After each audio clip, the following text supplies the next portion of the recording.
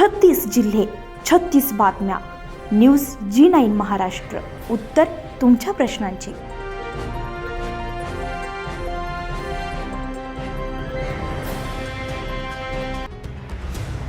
अमरावती शहरातील राजापेठ पोलीस ठाण्याच्या हद्दीमध्ये घडलेल्या खून प्रकरणाचा गुन्हे शोध शाखेनं अवघ्या 6 तासांमध्ये उलगडा करत मुख्य आरोपीला ताब्यात घेतलाय.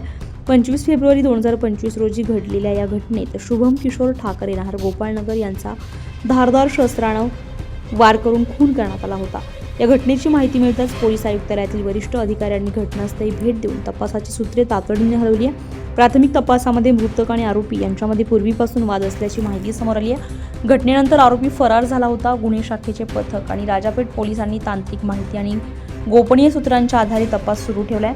आरोपीच्या हालचालींचा मागोवा घेत विविध ठिकाणी शोध मोहीम राबवण्यात आली आहे. अखेर अवघ्या 6 तासांच्या आत आरोपीचा ठाव ठिकाणा लागून तिवसा येथे मूळ रहिवासी असलेला स्वस्तिक नगरामध्ये भाड्यात राहणारा 41 वर्षीय अनुप दीपक पांडे याला ताब्यात घेण्यात पोलिसांना यश आले. पोलिसांनी दिलेल्या माहितीनुसार आरोपीने जुन्या भांडणाच्या रागातून मृतकावर धारदार शस्त्राने वार केल्याची कबुली दिली आहे. घटनेनंतर राजापेठ पोलीस ठाण्यामध्ये खुनाचा गुन्हा नोंद करण्यात आला असून पुढील तपास सुरू आहे. आरोपीवर यापूर्वीही तिवसा पोलीस ठाण्यामध्ये गुन्हा दाखल असल्याची माहिती समोर आली आहे. न्यूज G9 महाराष्ट्रासाठी नंदकिशोर मते, तिवसा.